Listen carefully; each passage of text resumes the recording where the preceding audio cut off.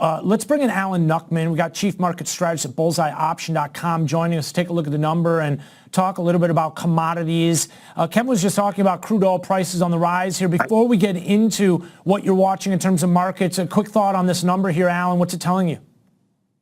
We are in an everything bull market. This is the exact play that Powell wanted, and now there are, more likelihood there's going to be more rate cuts here by the end of the year than we were just thinking just one. We can get two easy. This solidifies two, you think?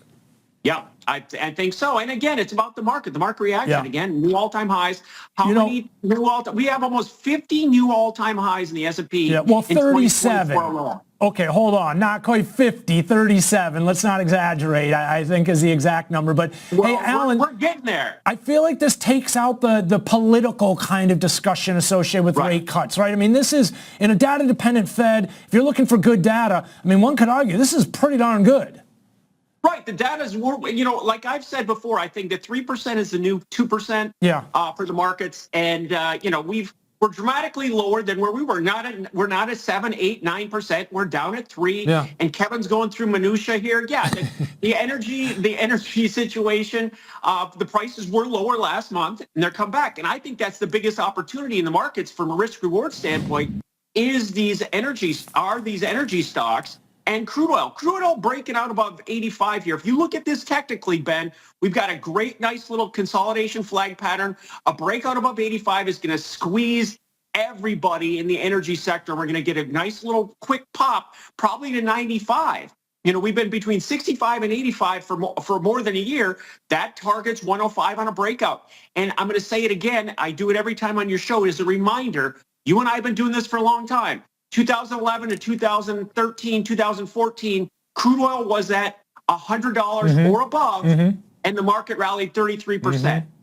So be aware that it can be a positive. Oh, okay, I like that. Like, don't get fooled by the snowball in the air, right? Because there could be one coming in the face. And speaking of, I kind of think of this sort of balance that we've seen. Yeah, crude oil prices are on the rise, stubbornly elevated around 83. But take a look at this chart. I mean, you got beans, right? This was one of the big concerns. I remember when the war in Ukraine broke out, and we saw prices spiking, right? They've done nothing but come off. So, yeah, you get pressures on one corner, one area of the market, but you get relief in the other. Right. And I think your last guess is spot on. Where the opportunity lies for the next upside move is in the metals. If you look at gold is setting up for a move to 2,600 on just a technical pattern here. Silver dropped from the 32.5 down to 29. A full V recovery gets it up to 36. And that's still, at the halfway point, if you adjust those last highs for inflation, when you're up at the 70 level. So lastly is copper. Copper has a big opportunity here. If you look at FCX, Freeport-McMoRan, it's broken out to the upside after having some consolidation. Copper itself was peaked out at 525. Let's just use round numbers. I know it's not quite that. But 525 down to 425, a full V recovery in copper sends it to 625. So I think there's a lot of opportunity, and I want to be there we go. There's my copper. Wait, I didn't know we were allowed to bring in props. We get to do props on the show? I'm very near copper country. So, I want to be that guy that brings in the props. I want to be the carrot top of commodities. That's Alan, I always say in the industry, Kevin Hinks is the most half glass full guy I know here. You're second in line. Darn, real close, right? But talk to me, because it does sound like you still kind of expect this commodity super cycle to continue.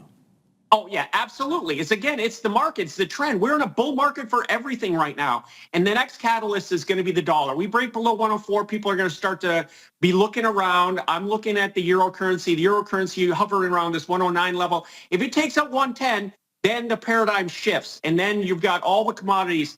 One commodity that really hasn't benefited from the dollar turning down a little bit is crude oil yet. That could be the catalyst. That could be the catalyst for crude to break out above 85. So, I like what do we see. Hey, let me throw out one for you. I know we don't talk about it much because it wasn't really what do you something. What do you got? Okay. Lumber is making new contract lows. Now they did. We've got a back porch we've got to get built before the end of the summer. That's not good news. Right. They are saying that lumber prices right now at the store are below cost of production because they're trying to get rid of it. So take a look at lumber. It's very. Oh, I thought you were saying it was going up. Okay, good. That is good news then, right? I mean, it's down, but what that means is low price.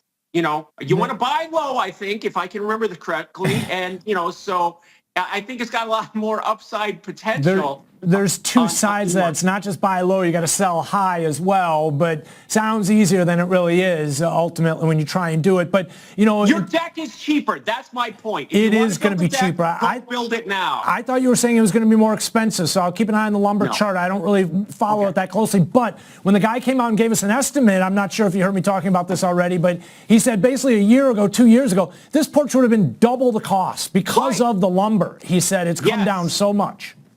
Right. So there are factors in the market, and I know Kevin, we dissected that whole thing, and he was getting to me about, used car prices and, and apparel, and, we're talking about 0.1% up, 0.1% down. We're not talking about major spikes in anything. So we've had everything stabilized. That's what we wanted to see. And everything's stabilized. Now we've got earnings season starting here this week, and you're going to see how much corporate profit, is coming out, and the profit margin is maintained and actually grown to 12%. If you look at the S&P, that's what the profit margin is. So, corporations are doing extremely well. They've been able to pass on any costs to the consumer. It doesn't matter. They just pass it on, the consumer pays. And that's been, that's how it's been working out. Costco's your great example. People don't care. They will pay more.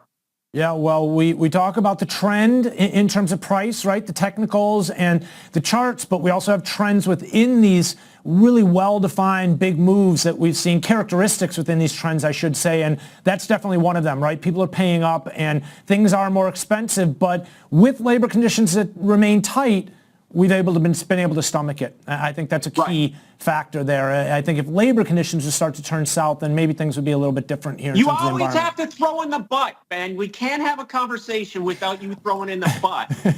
But if this happens, but if this happens. Just, we were in a trending momentum market, and to try and pick the turn of that, I think we've been having this conversation now for, more than a year. About, the but, if this, if that. But right now, just ride the wave. Control your risk.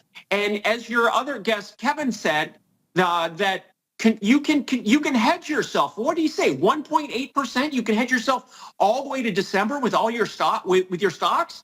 Buy insurance. If you have a but mentality or an if mentality, buy insurance. That's why these markets exist. Is to shift price risk. Do it and sleep well.